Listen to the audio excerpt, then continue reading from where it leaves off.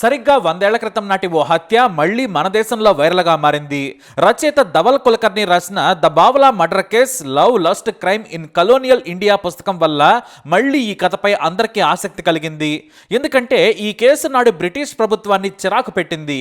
ఓ యువతి అందానికి ఆశపడ్డ రాజు అవమానాలకు గురయ్యాడు. అంతకుమించి బాంబేలోనే అత్యంత ధనవంతుడైన వ్యాపారి నడి రోడ్డు మీద హత్యకు గురయ్యాడు.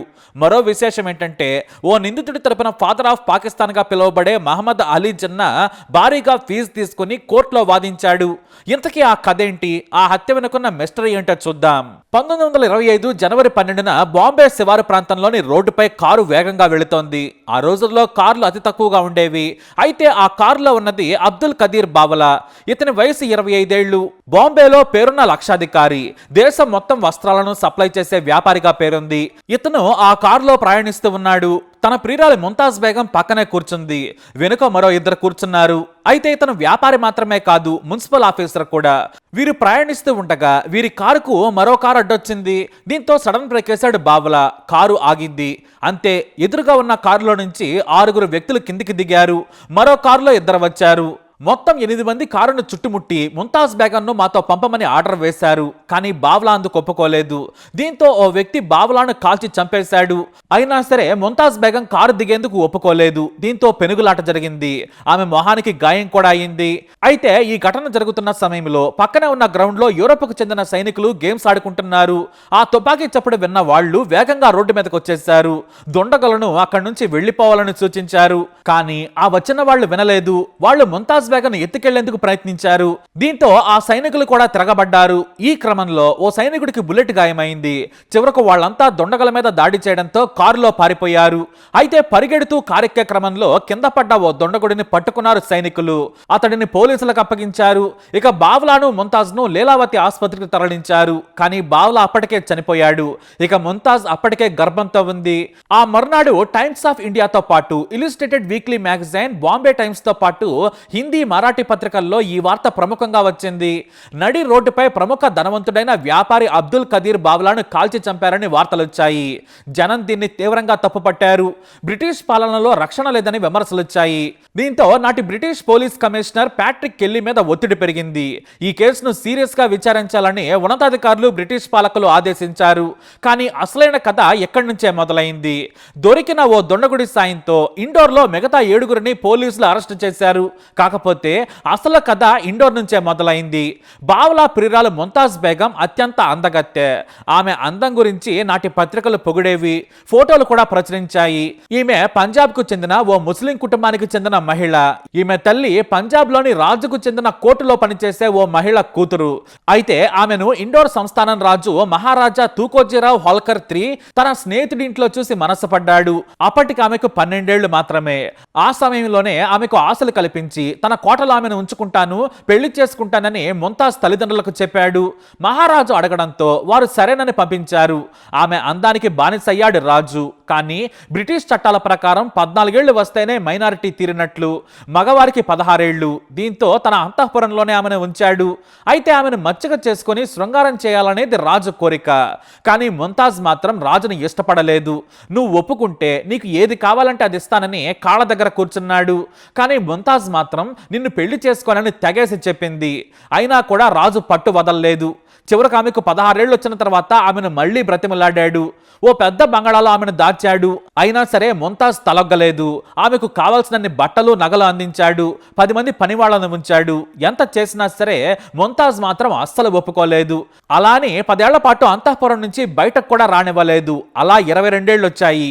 అయినా సరే రాజు తూకోజీరావును మాత్రం టచ్ కూడా చేయనివ్వలేదు. రోజు రోజుకు పెరుగుతున్న ఆ అందాన్ని చూసి పిచ్చివాడైపోయాడు రాజు. నువ్వే కావాలంటూ వెంటపడ్డాడు. ఆమె మాత్రం చీకొట్టింది. అయినా కూడా వినలేదు రాజు. అయితే తాను రాజుచెర నుంచి బయటపడేందుకు శతవిధాలా ప్రయత్నించింది. చివరకు రహస్యంగా బ్రిటిష్ అధికారులకు లేఖ రాసింది. తనను ఇండోర్ సంస్థాన రాజు తూకోజీరావు బంధించాడు, నాకు విముక్తి కల్పించమని చాలా లేఖలు రాసింది. అయితే బ్రిటిష్ అధికారులు వచ్చి విచారణ చేయగా అది నిజమే అని తేలింది. తాను పంపిస్తానని తూకోజీరావు చెప్పడంతో వాళ్ళు మాట్లాడకుండా వెళ్లిపోయేవారు. ఎందుకంటే నాటి బ్రిటిష్ పాలకులకు మద్దతిచ్చిన అతిపెద్ద సంస్థానం ఇండోర్. రాజు తూకోజీరావుకు బ్రిటిష్ ప్రభుత్వానికి సన్నిహిత సంబంధాలున్నాయి. ఆయన్ను ఎదిరించే ధైర్యం ఎవరికీ ఉండేది కాదు. అయితే కనీసం తన తల్లిని చూసుకునే అవకాశమైనా ఇవ్వండి, ఆమెకు ఆరోగ్యం బాగాలేదని తెలిసిందని మళ్ళీ ఆమె లేఖలు రాసి ఒత్తిడి పెంచింది. మరోవైపు ఆమె బంధువులు కూడా పోలీసుల మీద, బ్రిటిష్ అధికారుల మీద ఒత్తిడి చేశారు. చివరకు ఆమెను పంపించేందుకు ఒప్పుకున్నారు. కానీ ఆమెను తూకోజీరావు మనుషులు, సైనికులు ఫాలో అయ్యేవారు. పైగా సాయంగా ఉంటారని తన మనుషులను ఆమె వెంట పంపించాడు. చివరకు 10 ఏళ్ల తర్వాత అమృత్సర్కు చేరుకుంది. అంటే 22 ఏళ్ల వయసులో. అక్కడి నుంచి బాంబేలోని తన బంధువుల ఇంటికి రహస్యంగా చేరుకుంది. ఇక ఇక్కడి నుంచే ఆమె కథ మొదలైంది. బాంబే వచ్చిన తర్వాత బంధువుల ఇంట్లో ముంతాజ్ అందాన్ని చూసిన ధనవంతుడైన వ్యాపారి బావ్లాకు పిచ్చెక్కిపోయింది. ఇక అతని అందం, రాజసం మాత్రమే కాదు, తనకంటే కేవలం 3 ఏళ్లు మాత్రమే పెద్దయినా అతన్ని ఇష్టపడింది ముంతాజ్. ఇద్దరూ పెళ్లి చేసుకోకుండానే శారీరకంగా కలిశారు, గాఢంగా ప్రేమించుకున్నారు. ముంతాజ్ అందానికి రాజు కంటే ఎక్కువగా బానిసయ్యాడు వ్యాపారి బావ్లా. పైగా ఉడుకు రక్తం. 10 ఏళ్ల తర్వాత వచ్చిన స్వేచ్ఛ చూసి ముంతాజ్ కూడా బాగా ఇష్టపడింది. ముంతాజ్ అందానికి అందరూ ఆశ్చర్యపోయేవారు. బాంబేలోని మలబార్ హిల్స్ లో ఓ అందమైన భవంతిలో ముంతాజ్ నుంచాడు బావ్లా. వాళ్ళిద్దరూ ఎంజాయ్ చేసేవారు. అయితే ఈ విషయం రాజుకు తెలిసింది. బావ్లా అనే యువకుడితో కలిసి తిరుగుతుందని తెలుసుకున్న రాజు చాలా హీనంగా ప్రవర్తించాడు. ఎలాగైనా సరే కిడ్నాప్ చేసి తన దగ్గరకు తీసుకురావాలని తన మనుషులను పంపించాడు. సాధారణంగా బావ్లా ఎంత ధనవంతుడైనా కూడా ఇండోర్ రాజు తూకోజీ ముందు మాత్రం దెగదుడిపే. ఇక తన అధికార బలంతో ముంతాజ్ను వెంటాట మొదలు పెట్టారు. అలా చాలా రోజులు వెతకగా ముంతాజ్ కారులో వెళ్తున్న విషయం తెలుసుకున్న ఇండోర్ రాజు తూకోజీరావు మనుషులు వెంటాడారు. బాంబే శివారులో వారి కారును అడ్డకించి తమకు అడ్డొచ్చిన బావ్లాను కాల్చి చంపేశారు. అయితే యూరప్ సైనికుల కారణంగా ఓ హంతకుడు దొరికాడు. అతని ద్వారా కేసు విచారణ మొదలుపెట్టారు పోలీస్ కమిషనర్ కెల్లీ. ఇతనికి సిన్సియర్ ఆఫీసర్గా పేరుంది, బ్రిటిష్ అధికారి కూడా. ఈ కేసును విచారిస్తూ ఉండగా దీనికి సూత్రధారి ఇండోర్ సంస్థాన రాజు తూకోజీరావు అని తేలింది. ఈ హత్యను తెర వెనక ఉండి నడిపింది ఇండోర్ సైనికాధికారి ఆనందరావు గంగారాం ఫాన్సే. అయితే ఈ విషయం కాస్త మీడియాకు లీక్ అయింది. ఇండోర్ రాజును కూడా శిక్షించాలనే వాదనలు మొదలయ్యాయి. ఇలా నడి రోడ్డు మీద హత్య చేయిస్తాడా అంటూ ప్రజలు కూడా ఆగ్రహం వ్యక్తం చేశారు. దీంతో బ్రిటిష్ ప్రభుత్వానికి ఈ కేసు చిరాకుగా మారింది. కానీ ఇండోర్ రాజును మాత్రం ఎదిరించలేని పరిస్థితి. ఎందుకంటే అతను బ్రిటిష్ వారికి కావాల్సిన మనిషి. ఈ కారణంగానే కేసును నెమ్మదిగా విచారించమని కమిషనర్ కెల్లీకి ఆదేశాలు వచ్చాయి. అలా ఇండోర్ రాజును కేసు నుంచి తప్పించేశారు. అయితే బ్రిటిష్ గవర్నమెంట్ మీద విమర్శలు మొదలయ్యాయి. ఈ కేసు లండన్లో కూడా సంచలనంగా మారింది. హత్య చేయించిన రాజును కాపాడుతున్న మన దేశ అధికారులంటూ అక్కడ కూడా మీడియా హంగామా చేసింది. ఇక ఈ కేసును హంతకుల తరపున వాదించేది ఎవరో కాదు, మహమ్మద్ అలీ జిన్నా. ఇతను ఫాదర్ ఆఫ్ పాకిస్తాన్. ఎంత చేసినా కూడా ప్రజల నుండి మాత్రం ఈ కేసు ఒత్తిడి తట్టుకోలేకపోయింది నాటి ప్రభుత్వం. ఇక చివరిగా చేసేది లేక ఇక మీరు రాజుగా దిగిపోవాల్సిందేనని సూచించింది.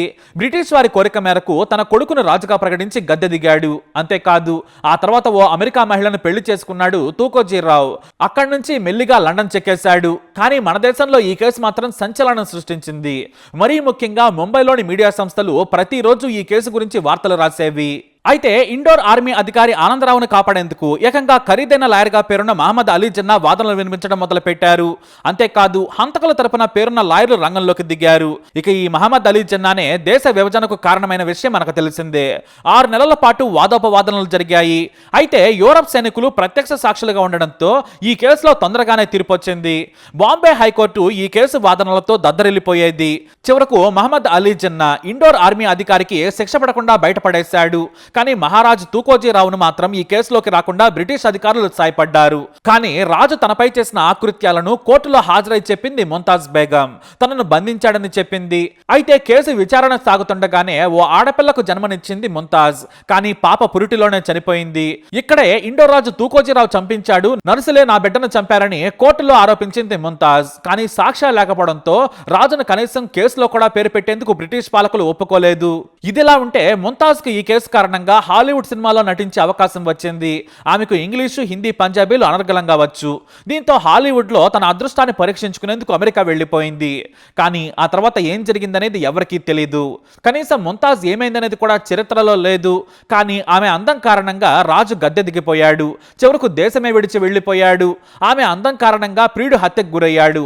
7గురికి జైలు శిక్ష పడింది. అలా ఓ స్త్రీ అందం దేశాన్ని అతలాకుతలం చేసింది. చివరకు బ్రిటిష్ ప్రభుత్వం కూడా అల్లాడిందని చెప్పొచ్చు. ఈ రియల్ స్టోరీ పైనే మన దేశంలో 2 రచయితలు పుస్తకాలు కూడా రాశారు. మరి ఈ స్టోరీపై మీ అభిప్రాయాన్ని కామెంట్ ద్వారా తెలియజేయండి. ఇలాంటి ఇన్ఫర్మేషన్స్ కోసం వీడియోని లైక్ చేయండి, షేర్ చేయండి, మా ఛానల్ని సబ్స్క్రైబ్ చేసుకోండి.